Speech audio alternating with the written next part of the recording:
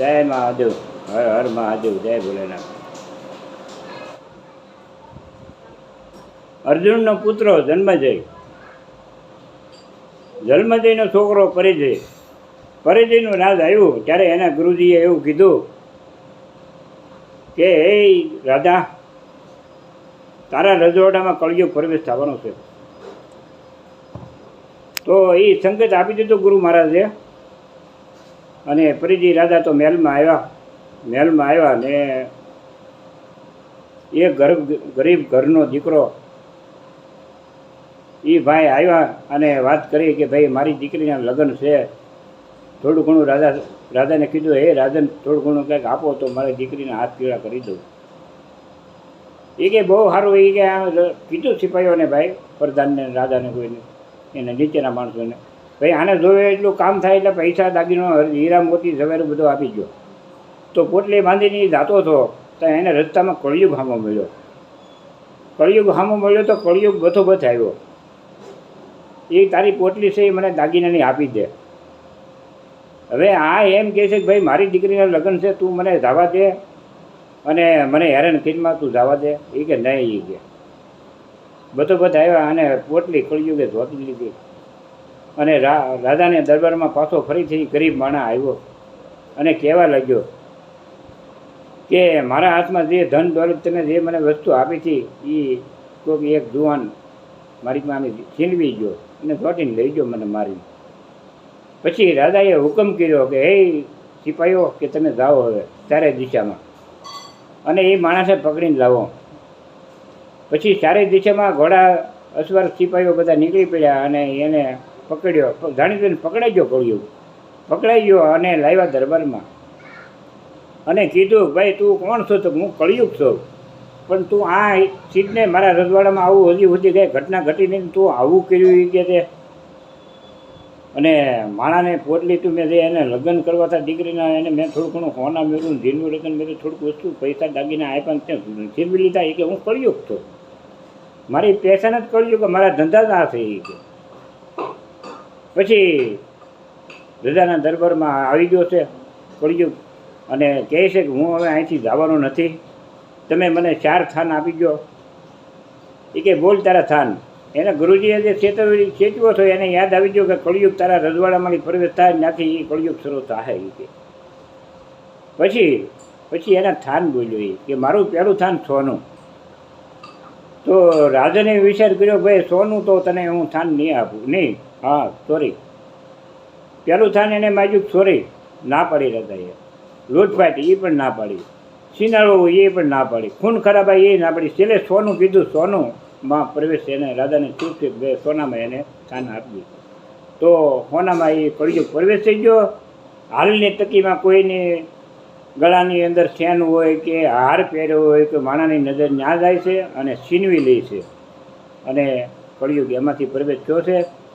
પછી સતયુગને જાવું અને કળિયુગને આવવું બે રસ્તામાં ભેગા થયા અને કીધું સતયુગે, હે કળિયુગ, હું તને સોંપીને જાઉં છું.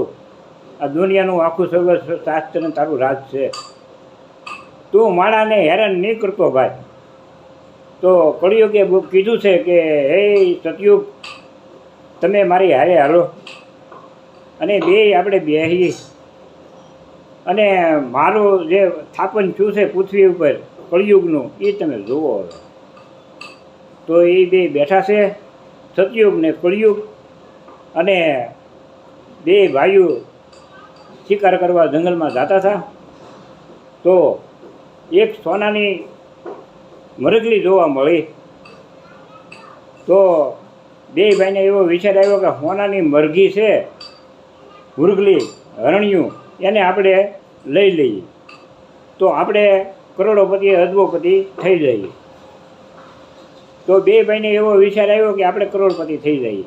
જો એ લઈ જાય દિવસે અને ઘેરે લાવે તો આજુબાજુને પાડોશીને ગામને ખબર પડે અને પણ સરકારને ખબર પડે દાદા સાહેબમાં કે ભાઈ આ વસ્તુ હરણ લાવ્યા છે સોનાનું, તો કદાચ એ આપણી પાસે લઈ જાય. તો આપણે એક કામ કરીએ, બે ભાઈ આપણે રાત રહીએ અહીંયા, મોડા સુધી રહીએ અહીંયા, અડધી રાત ભાંગે ત્યાં સુધી આપણે બે ભાઈ ખોટી થઈ. જી હાથમી ગયો છે. નાના ભાઈને કીધું તું તાર ઘેરે કોઈને વાત નહીં કરતો અને તું વાળું પાણી કરીને મારી હાથું તું ટિફિન લેતો આવજે. એ કે બહુ સારું. તો નાનો ભાઈ ઘેરે આવ્યો તો નાના ભાઈને એમ થયું કે ભાઈ મોટો ભાઈ તો પરણી ગયો છે, એને બાળ બસા છે, હું હજી કુંવારો છું, તો આ મોટા ભાઈને હું મારી નાખું તો મારે આ બધું ન રહે. આ કળયુગ અને સતયુગ બે ભાઈઓ બેઠા છે અને આ ચર્ચા બે ભાઈઓ કરે છે. તો નાના ભાઈને એવો વિચાર આવ્યો કે ટિફિન મારા ભાઈએ મગાવ્યું છે તો હું એમાં થોડુંક ઝેર નાખી દઉં.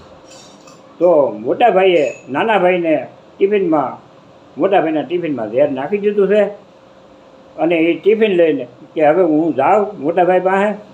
અને મોટા ભાઈ એની પહેલાં પ્લાન કરી નાખ્યું કે નાનો ભાઈ એકલો છે, હું એને મારી નાખું તો મારે હું બાયડી છોકરાવાળો છું, હું એકલો મારે આ બધું ધન દોલત ન રહી કે હરણ હોનાનું ભાઈ હરણ્યું માલામાલ ન થઈ જાવ. એ બે ભાઈ ઊંધા બધા ગલત વિચારો કરીને કમ્પ્લીટ કરીને મનમાં ઘડીને બેસી જાય બે ભાઈ. નાનો ભાઈ આવ્યો 9 વાગે, રાતના 9 વાગે આવીને ટિફિન ભાઈને કીધું ભાઈ લે ટિફિન ખા. તો એ પહેલાં મોટા ભાઈને એવો વિચાર આવ્યો કે હું આને મારી નાખું. નાના ભાઈને સરો ખોઈ દીધો. નાનો ભાઈ અહીંયા મૃત્યુ પામી ગયો. પછી એ કે હવે હું લાગી છે ભૂખ, 10 વાગી જશે, હું ખાઈ લઉં. એ કે હું ખાઈ લઉં. ખાઈને પછી એ કે મોટી રાત ભાંજે હરણ્યું કોનાનું લઈને હું પછી ઘરે જતો રહું. તો એ ભાઈ જમવા બેઠો, જમી કાઢવીને નાના ભાઈને મારી નાખ્યો હતો અને મોટા ભાઈએ જમીને પછી એ કે હવે મોટી રાત ભાંગે 12-1 વાગે એટલે હું જાઉં ગામડામાં ખૂપો પડી ગયો, કોઈ ભાડે નહીં અને મારે હું કરોડોપતિ એકલો હદમોપતિ થઈ જાઉં.